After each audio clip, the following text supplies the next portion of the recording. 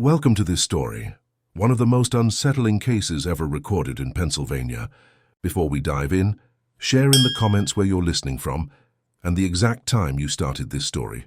It's always fascinating to see how far these forgotten histories travel, across states, across oceans, across time itself.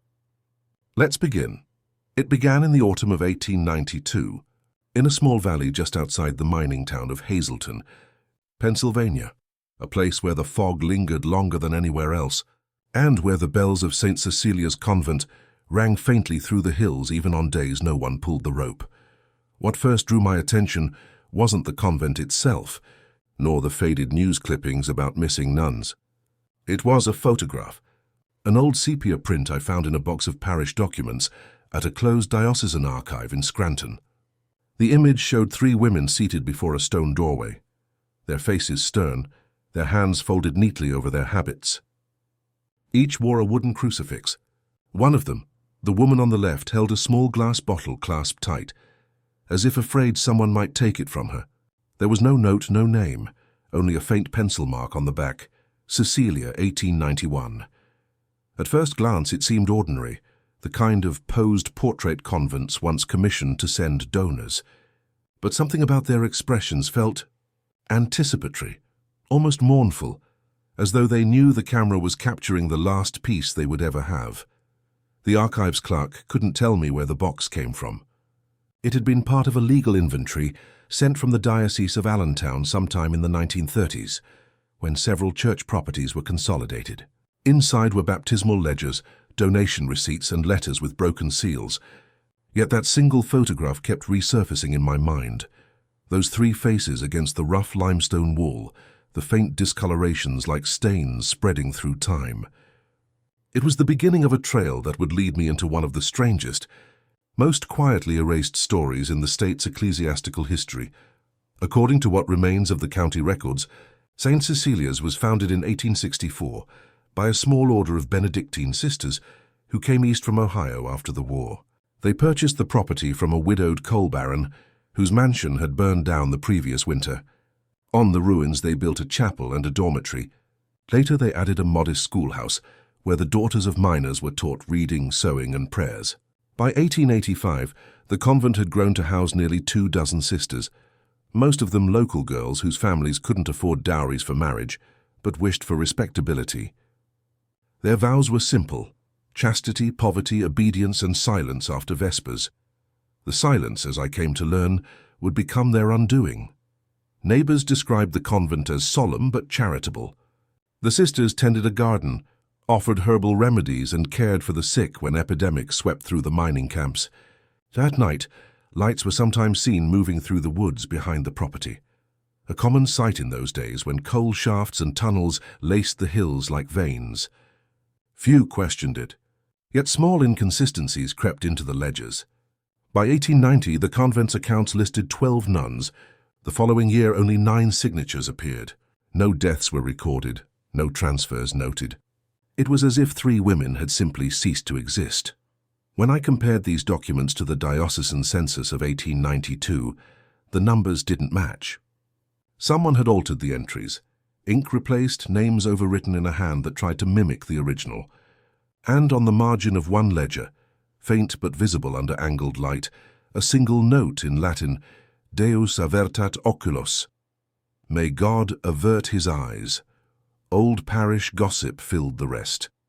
In letters exchanged between neighboring rectories, priests complained of unsettling music from the hill, of a fever among the sisters that no physician may diagnose, and of a mother superior whose sermons had grown unwholesomely ecstatic.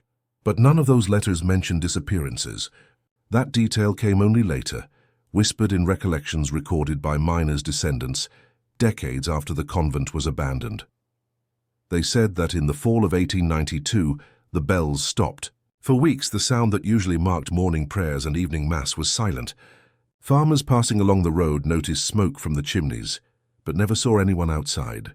When a traveling priest finally climbed the hill to check on them, he found the chapel doors barred from within.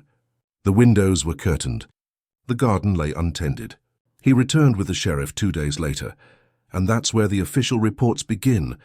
Though most copies were destroyed during a courthouse fire in 1913, a single surviving excerpt remains in a state archive microfilm, labeled Incident Number 1147, St. Cecilia's Convent, Luzerne County.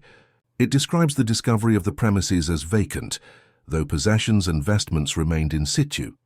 Beds neatly made, books open on desks, meals half prepared in the kitchen, as if the sisters had risen mid-task and walked out into the fog. No bodies, no footprints beyond the gate, only silence, and on one table a bottle identical to the one in the photograph I had found. Its contents had long evaporated, leaving a faint crystalline residue around the cork. What was in that bottle has never been identified. The laboratory analysis done in 1902 described mineral traces consistent with saline solution, though there were rumors of mercury, even laudanum. To the superstitious miners, it was something else entirely. Holy water from the chapel well, believed to have turned dark before the disappearances. As I read deeper, the convent's reputation shifted from pious to cursed. A local chronicle written by a deacon in 1908 mentioned that the surrounding soil refused crops, and that children dared each other to approach the crumbling gates at dusk. By 1910, the diocese had demolished the dormitory and relocated the last surviving sister, an aging woman named Agnes, to a hospital in Bethlehem. She died there within the year, her medical record noting dementia, recurring phraseology, delusions of choir voices. But the strangeness doesn't end with institutional paperwork. There are the oral accounts, those fragments preserved by the families who lived nearby, passed down like cautionary tales, each version different, each circling the same void of facts. One story tells of a visiting bishop who ordered an exorcism after hearing the sisters chant a forbidden litany in the chapel basement.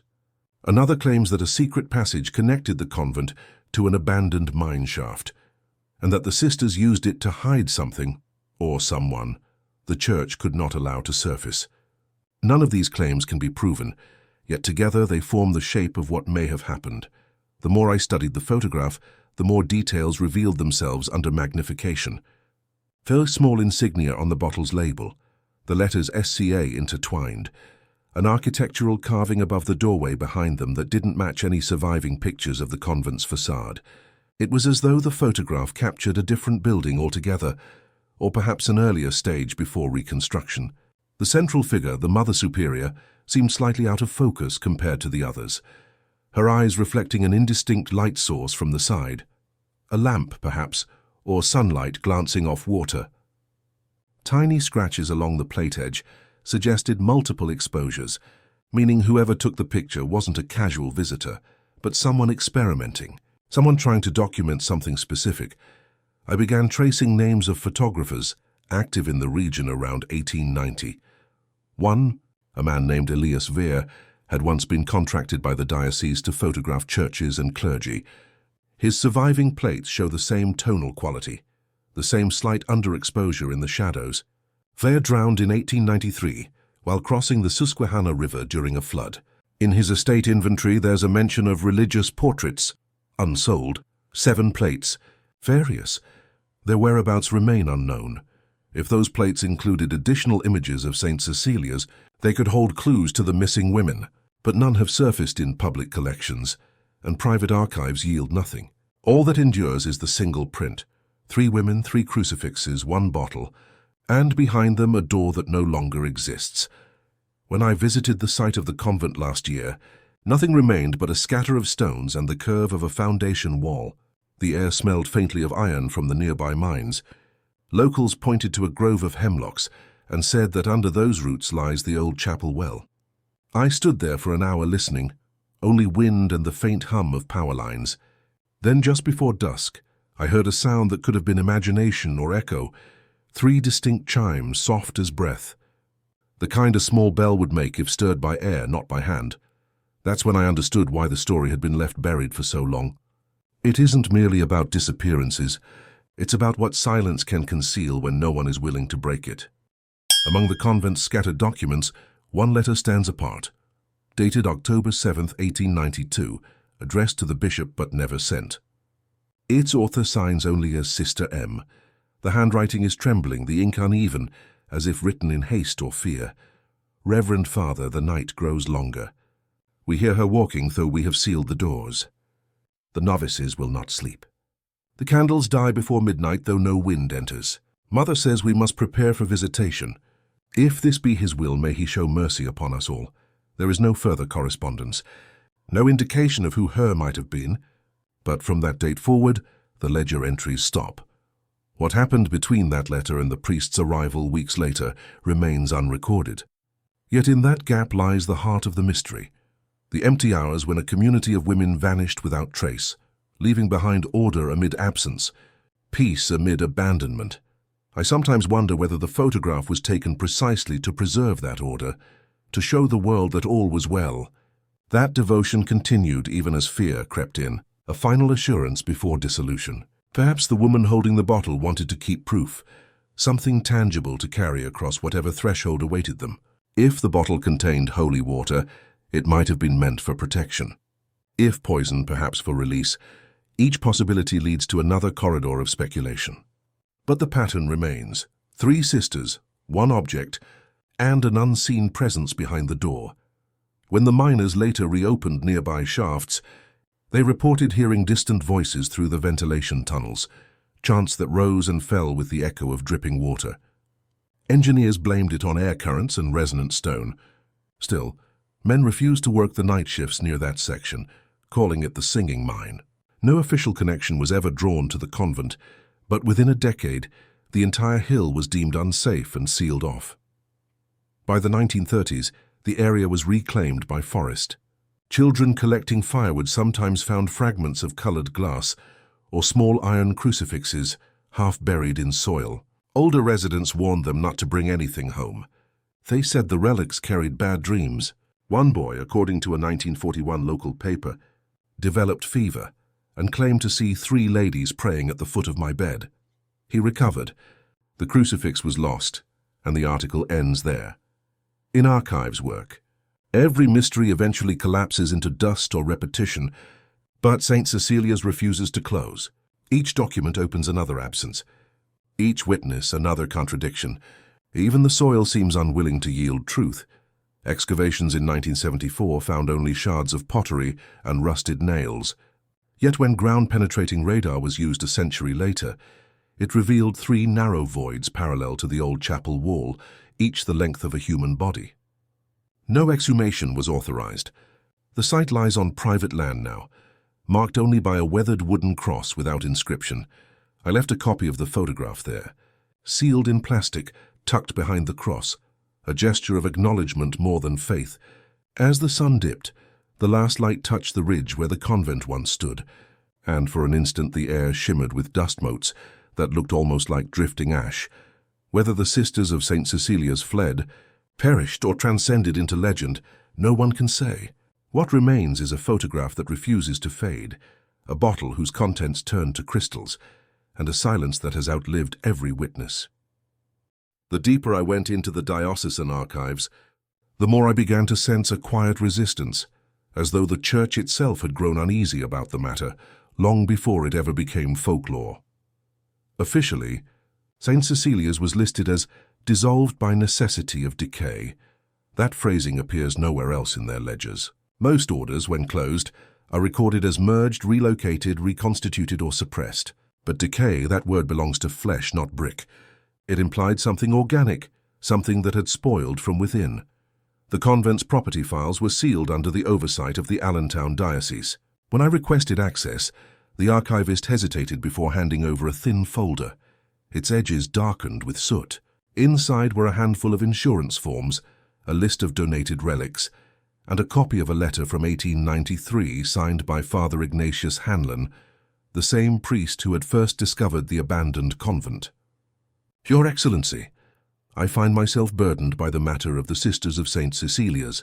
Though I have sought to move past the dreadful sight, it returns to my dreams.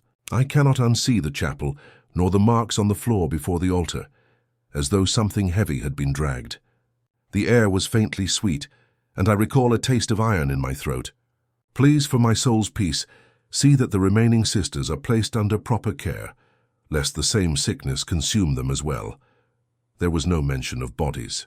No police report accompanies the letter. And yet, the phrase "the remaining sisters" suggests that at least some survived. I began searching for transfer records. 2 names appeared, Sister Agnes and a second woman, Sister Miriam. Both were reassigned to St. Margaret's Hospital in Bethlehem within a month of the disappearance. But only one ever arrived. Sister Miriam's name vanishes from all correspondence after the transfer notice. In 1895, a note appended to the convent's closure file reads simply, "Sister M, missing in transit, presumed deceased. No train manifest, no witness, no burial record." Just another gap. It was at that point I realized the story wasn't finished in 1892. It had continued, quietly under the surface, in hospital wards, in asylums, in the minds of those who survived the silence. The records from St. Margaret's Hospital were more revealing. In a box labeled "Patients of Religious Orders, 1890-1900, I found the admission notes for Sister Agnes B., age estimated mid-40s. The first entry, dated March 1893, described her as lucid, cooperative, though prone to periods of muttering in Latin. She refused to sleep in darkness. She requested that a crucifix be kept at the foot of her bed, not above it. When asked why, she replied, "He watches from above. I must keep watch from below." That phrase, being simple yet chilling, recurs across her records for the next 8 months. Doctors dismissed it as religious paranoia, but one nurse, a woman named Eliza, kept personal notes that survive in the hospital's private collection. She wrote, March 21st, "Sister Agnes asked for holy water before bed. When I refused, she wept quietly, saying, 'The others are thirsty where they went.' May 9th, patient carved symbols into the bedpost.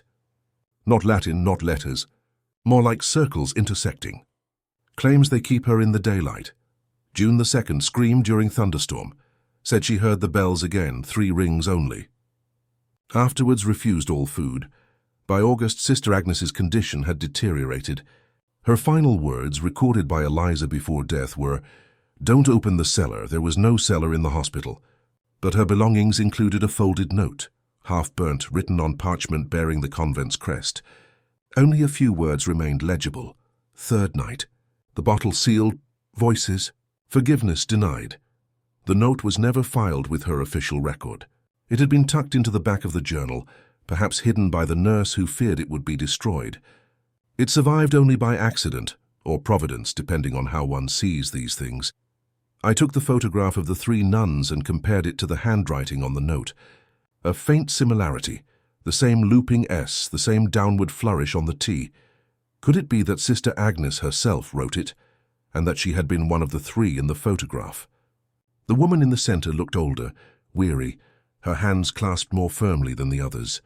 Under magnification, the faint shadow of a ring appeared on her finger, not gold but an indentation where one had once been. No sign of a vow renewed or broken. If Agnes had indeed been among those pictured, then perhaps she survived something the others did not. The question became, what happened to Sister Miriam, her companion on that mysterious transfer? Tracking her was nearly impossible. No parish obituary, no family record.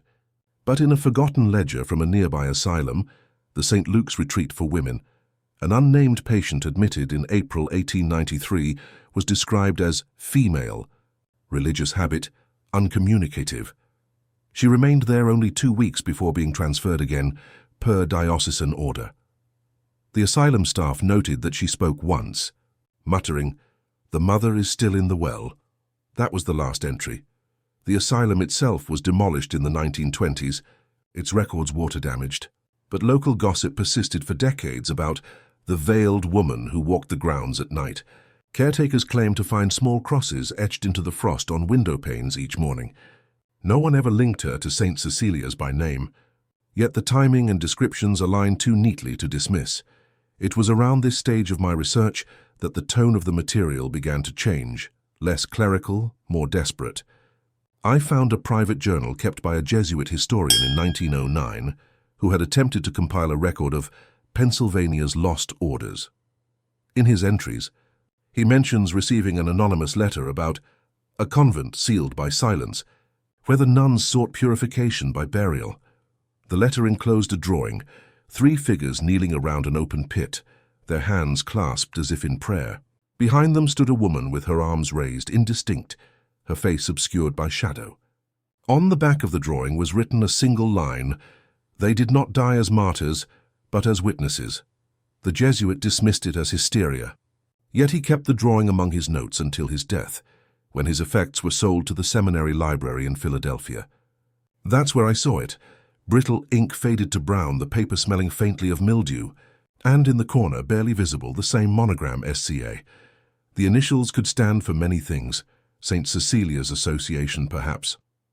Or, as one archivist suggested, Sancta Congregatio Angelorum, an unofficial devotional circle rumored to have existed among certain orders of nuns in the 19th century. They believed that divine revelation could be achieved through ritual isolation, prolonged fasting, chanting, and vigil in darkness. Most historians consider it myth. But if such a practice had taken hold within the convent, it might explain the strange entries in the ledgers, the sudden absence of names, the erased deaths.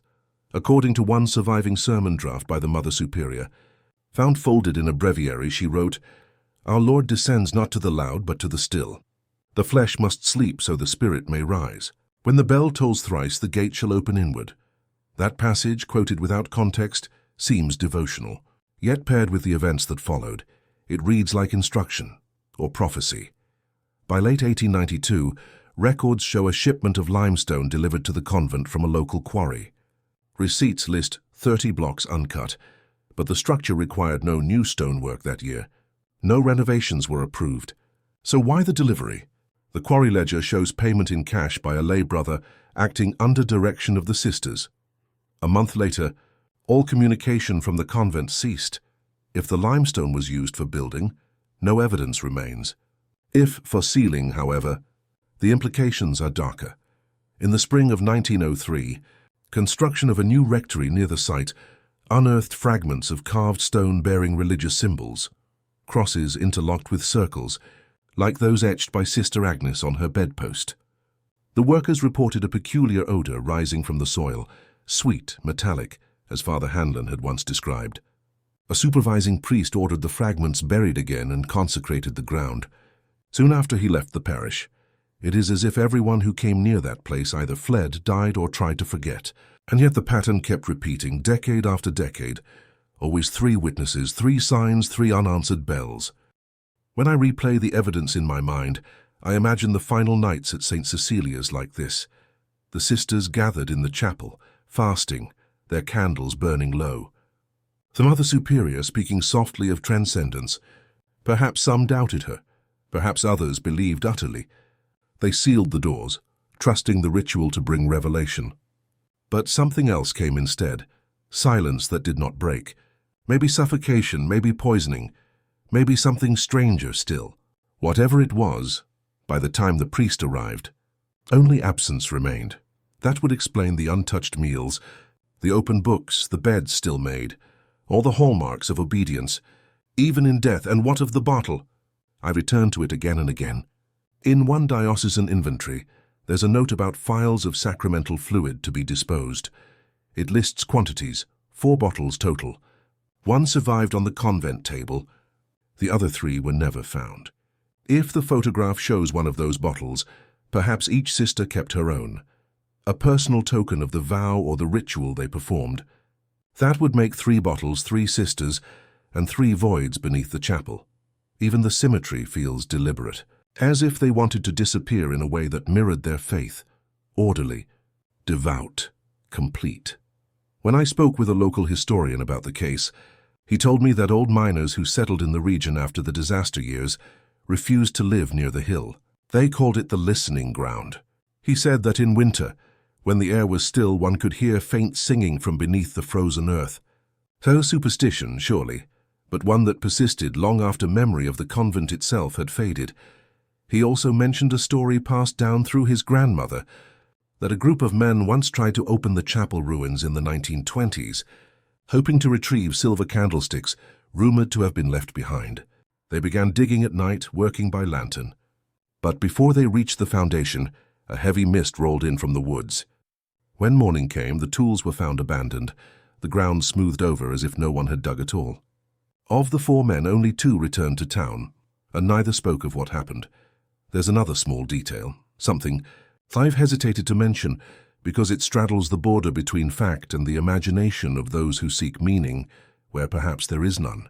During a restoration survey in 1978, workers cataloguing the stones from the site noted that some bore faint impressions, almost like fingerprints pressed into soft mortar before it hardened. 3 distinct sets, each smaller than an average man's hand, each with elongated middle fingers, not deformed but delicate as though shaped by constant prayer. When compared under light, the prints matched those found on the back of the convent's remaining pews. Whoever pressed them there had touched both stone and wood, sealing the walls and the seats of worship in one act. It is speculation, of course, but it paints an image of hands closing the world around them, believing they were opening heaven. I returned to Hazleton in early spring to walk the perimeter again. The snow had melted, revealing damp ground and pale roots. Standing where the chapel once stood, I tried to imagine the voices that had filled it, the hymns, the prayers, the whisper of veils in the candlelight. Then I noticed something new. Along the base of a surviving wall fragment, ivy had grown in looping patterns that formed, unintentionally, 3 intertwined rings. Nature imitating the symbols carved by the sisters more than a century before. I took a photograph, printed it, and placed it beside the original image of the 3 nuns. Different mediums, different centuries, yet somehow connected by that recurring trinity of shape and silence. There is one final lead that might tie the fragments together. In 1911, a traveling missionary wrote a short article in a diocesan bulletin about visiting a hermit nun living near the mountains of Carbon County. He described her as elderly, veiled and unwilling to speak except in prayer. He noted that she carried with her a small bottle on a cord around her neck, filled with clear liquid. She called it the Last Blessing. The missionary did not record her name, but his description, the age, the timing, the bottle, fits Sister Miriam better than coincidence allows. If it was her, then she lived nearly 2 decades beyond the event, wandering from parish to parish until age took her. Perhaps she could not die near holy ground. Perhaps she refused to. I have stood many times in old archives, surrounded by dust and the faint scent of candle wax, and felt that peculiar pressure of history, as if the walls themselves still remember what they were built to contain. But nothing compares to the sensation I felt handling that first photograph. It's as though the image itself resists being forgotten, as if those 3 gazes, solemn, resigned, look back across time, reminding anyone who sees them that faith can bind as tightly as any chain. The bottle, the bells, the sealed doors, these are not the relics of horror in the theatrical sense. They are fragments of devotion carried too far, until piety became a prison. And within that prison, silence was mistaken for salvation. By the time I close the folders and turn off the archive lights each evening, I often find myself listening. It's irrational, but I imagine faint echoes as though the corridors still hum with distant hymns. The janitor once told me he hears them too. He says it happens only after midnight, when the wind passes through the vent shafts. He laughs when he says it, but his eyes flick toward the dark hallway where the old documents are kept. Sometimes I think the story wants to be retold, not for spectacle but for remembrance, to give voice to what devotion silenced. And yet every time I try to piece it together fully, something slips. A missing record, a smudged page, a lost translation. As if the past itself guards its wounds. Still the pattern endures.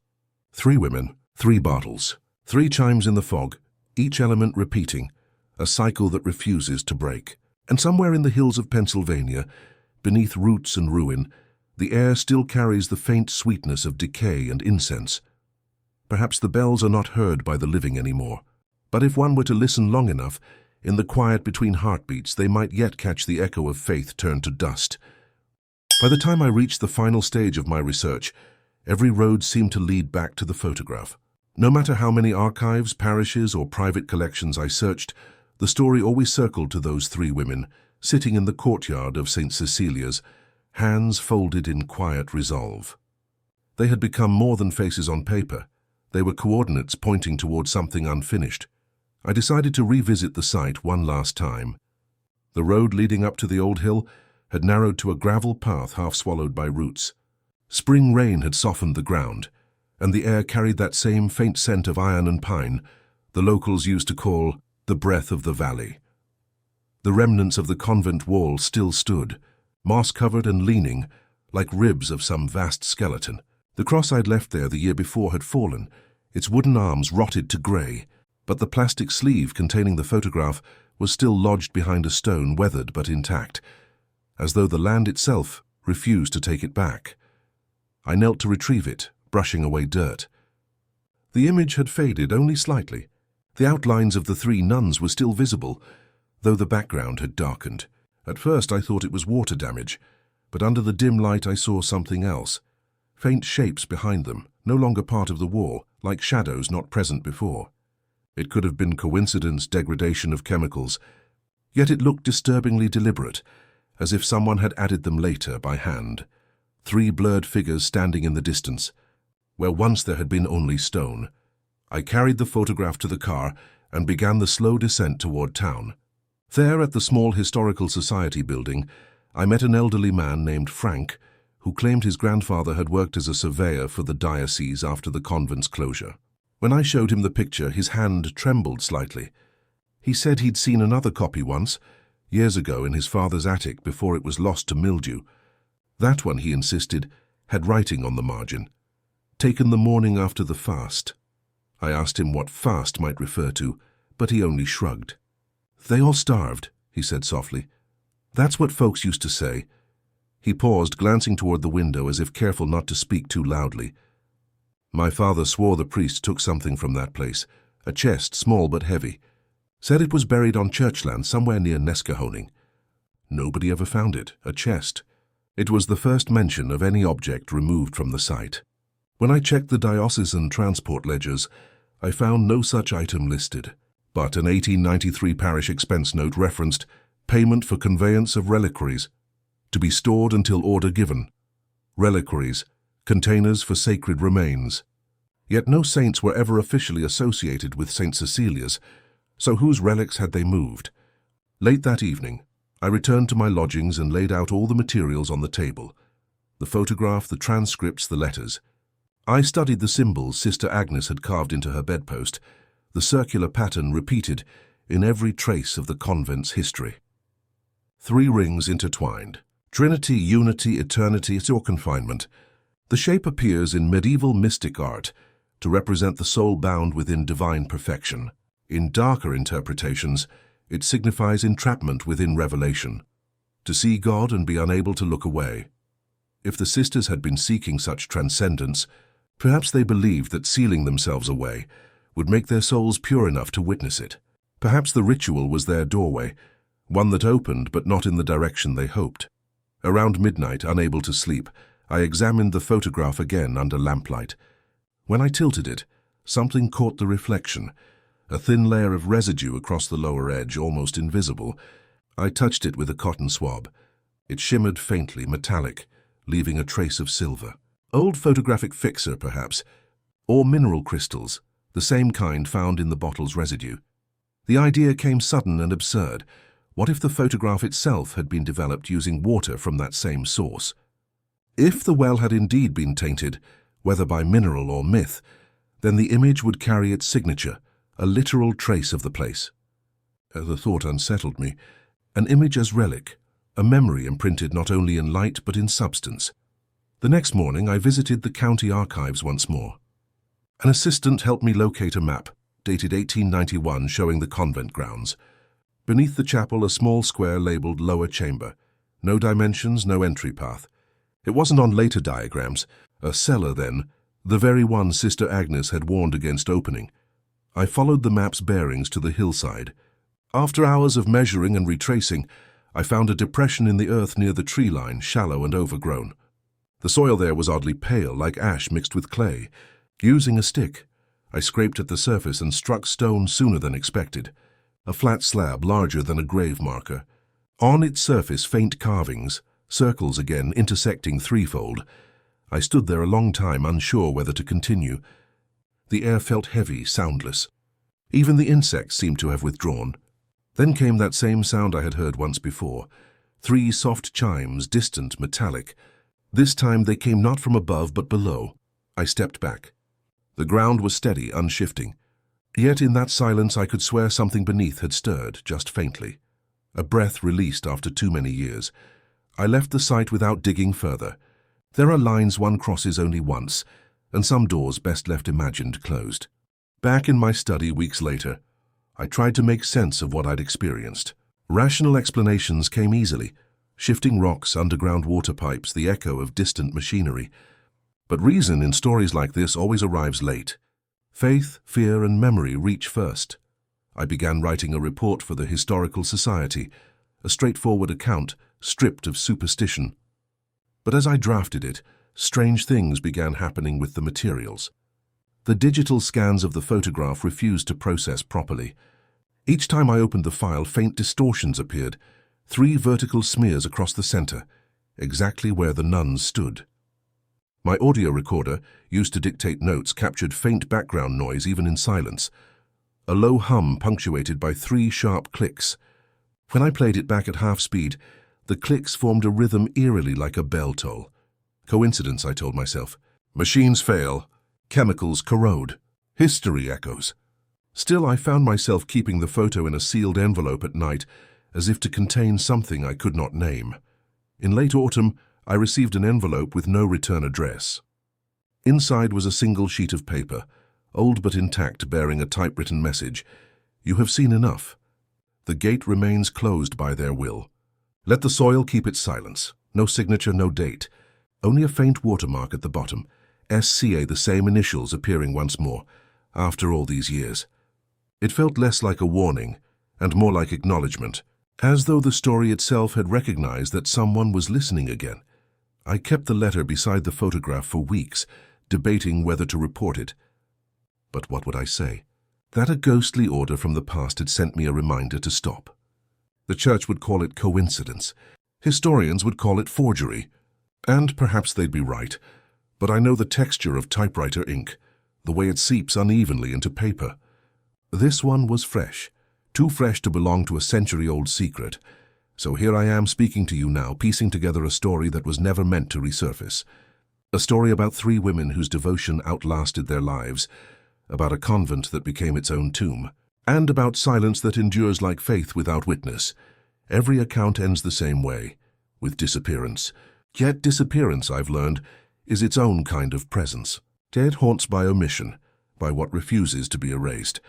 When I think of St. Cecilia's now, I picture not ruins or graves, but the photograph, frozen just before the unspoken act. The moment before silence took shape.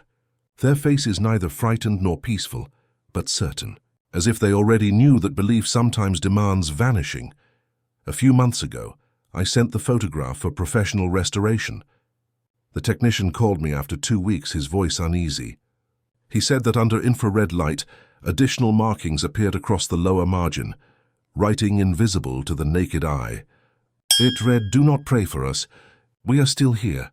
He thought it was an old developer's joke, a prank, but he returned the print immediately, refusing further work. When I examined it myself, the words were faint but real, etched into the emulsion as though by pressure before the photograph dried. Who could have written it? Not the photographer, surely. And yet the message matched the tone of that anonymous letter. A warning or a confession? I've often wondered what it means for the past to linger. Most histories fade when their witnesses die. Others persist because the world refuses to let them rest. But some, a rare few, endure because those who lived them chose not to leave. Maybe the sisters believed their sacrifice incomplete until someone remembered. Maybe this retelling is the price of listening. I return to the photograph once more. Hold it up to light. The figures stare back, unblinking, bound by shadow and silver. Behind them, the blurred outlines of the chapel doorway seem almost to open, as if the darkness within has depth. In the reflection of the glass, for the briefest second, there appear 4 silhouettes instead of 3. Mine among them. I lower the picture quickly. The illusion vanishes, but the chill it leaves remains. There are no final answers, only echoes. The well beneath the chapel was sealed long ago, the records buried under bureaucratic dust. The church calls the site sanctified ground, though no mass has been said there in a century. Locals avoid it still. On foggy mornings, hikers claim to hear faint chimes, always 3, followed by a stillness so complete it hums. Some say the sound is the valley's way of remembering. Others believe it's the sisters keeping vigil, ensuring the gate stays closed. Whatever truth lies buried, it breathes quietly, untouched by time or reason. If you ever travel through eastern Pennsylvania and find yourself near Hazleton, look toward the hills at dusk. You might see a line of trees where the wind moves strangely, as if parted by invisible hands. And if you listen closely, truly listen, you may hear it. A single bell, then another, then one more. 3 notes, faint as breath, fading into the valley. Not warning, not mourning, and just remembrance. That is where their story ends, or perhaps begins again, with each listener who dares to hear. Because some silences are not empty. They are voices too deep for the living to understand. And somewhere in the stillness of that hill, beneath roots and rain and time, the sisters of St. Cecilia's are still praying. Not for salvation, not for release, but simply to be heard.